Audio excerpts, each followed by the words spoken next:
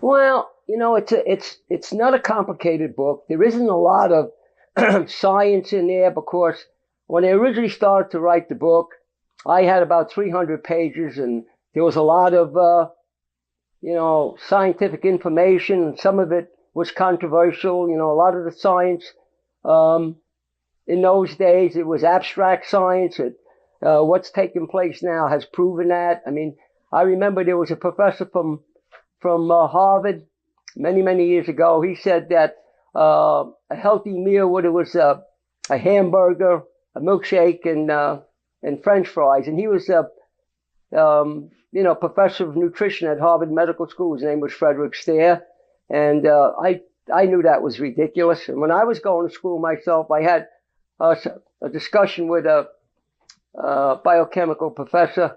I had already fasted over 20 days, and she claimed you couldn't go long just drinking water, which I knew wasn't true. So I ran into a lot of controversy, and I was very fortunate to find out about Otto Buchinger and Ragnar and Dr. Carl Otto Ollie, who were Europeans, and they ran fasting retreats. They were brilliant medical doctors with PhDs, and they were kind of my mentors at a distance. And I was very heavy into fasting because I found out there was so much controversial information.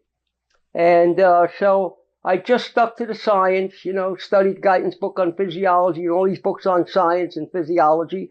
Then I decided to make this my healthy journey, and I decided to experience everything I could for myself to find out what was valid and what wasn't valid, and what was hype and what was abstract science and what was just plain old lying, because there was just a lot of lying in those days.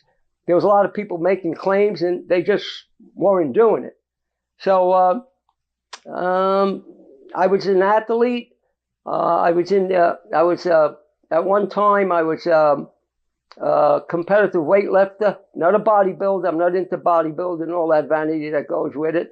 I was a competitive weightlifter. I was a competitive boxer. I tried everything. I came out of the depression with a poor family, so sports was a big thing. So then I kept keeping notes, and I had lots of notes because I was planning on writing a book. And the original draft of the book is I wrote a book, and a friend of mine said, that's too complicated. I think it's a waste of time. And Rory was a big help in me writing that book for sure. So I consolidated the book and made it simple. And if somebody reads that book, I think a 14-year-old person could follow that book and be able to choose, a healthy journey of their own. I have had people come to me that eat some animal protein. One of the problems I had to confront many years ago is that a lot of traditional scientists, like people out of Harvard, were saying that if you were not eating animal protein, the protein you was getting was incomplete, and you couldn't be strong, and you wouldn't last long. And of course, they went to the vitamin B12 component of all this, and of course, that all turned out to be, abstract science and distortion and lack of knowledge.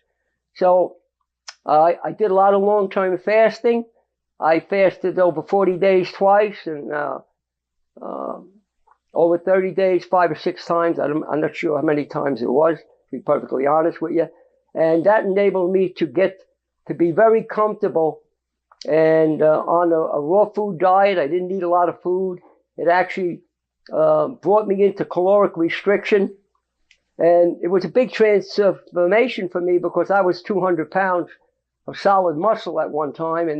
And then when I got into a raw diet, the caloric restriction part of it, which does lengthen your life, because you're less stress on all your internal organs, less intercellular gas, less inflammation. And, it was controversial. So then I proceeded to get involved with endurance, endurance sports. I ran, when I first started running marathons, it was very, I could train very hard. I could run maybe someplace 60 to 70 miles a week, and then I would run out of gas. I didn't have the endurance. And of course, I was making a major mistake that a lot of people are making today. If you're a vegan, and you have to get your calories from either starches or fruit. And of course, there were people that were saying, don't eat too much fruit, the sugar was bad for you. And it didn't make scientific sense to me. And then I realized what happens. I was running out of gas. As soon as I started to eat, enough fruit to sustain my training in the races I was running, within a week or two, it was, forget about it. I was just running through the races, like, was pretty amazing. So I kept experimenting. I kept trying different things. I tried long juice fast. Many people say you couldn't do a long juice fast because you wasn't getting enough protein. Turns out that wasn't true either. What happens when you're on a juice fast and your body weight comes down, you're recycling your own protein from the weight loss. So Ragnarsberg, who won the Nobel Peace Prize in biochemistry, he was the guy that brought that to my attention, and turned out to be absolutely true.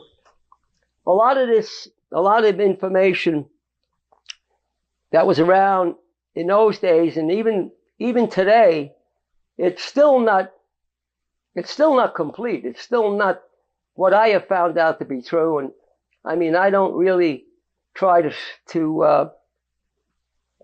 stress certain things, but I'm very, very positive there's certain things that are being said that are not completely true, because I've seen any place from 20 to 25,000 people over the years. And it's kind of been like my own double-blind study, because I see what works and what don't work. And of course, a lot of claims are made by some of the people into the health food, into maybe the raw food community, the vegan community, that are exaggerated. So I'm very careful. I'm not dogmatic, but I don't believe in exaggerating. I don't have an agenda. I don't have anything to gain by exaggerating. And there are people, a lot of people are, they know that I try to practice integrity, and I certainly don't want anybody to get hurt. So, and I have a lot of people that come to me being treated for serious disease and being treated by medical doctors. And I certainly don't want to put them in a dilemma or confuse them. And I tell them what I think they should do to best support their primary care physician, unless they decide to make another choice.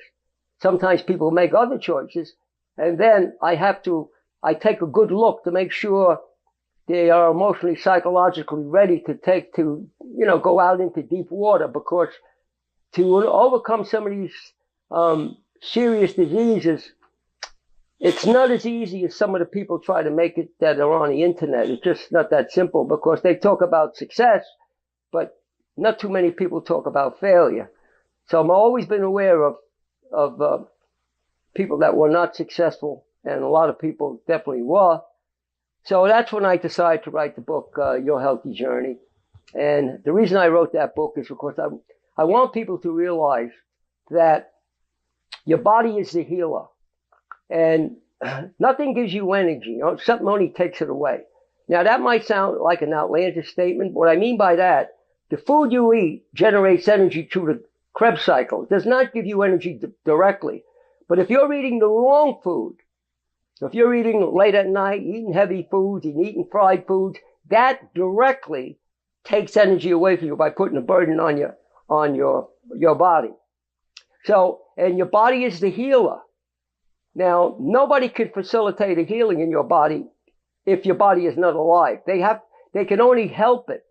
A good doctor, if he performs surgery, he can help you. He can help you to heal. A good nutritionist, in my opinion, can help you to heal, because by eliminating the causes of your physical problems or your emotional, psychological problems, and a lot of problems today because of the stress in life are psychosomatically induced.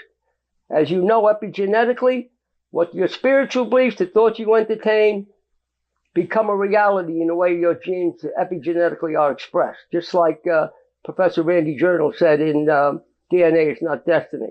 I saw that many years ago, but how could I say something like that? I mean, I wasn't, about to say some of the things because they would have been considered to be ridiculous. But I saw some things that were genetic supposedly genetic, they were the easiest things to heal.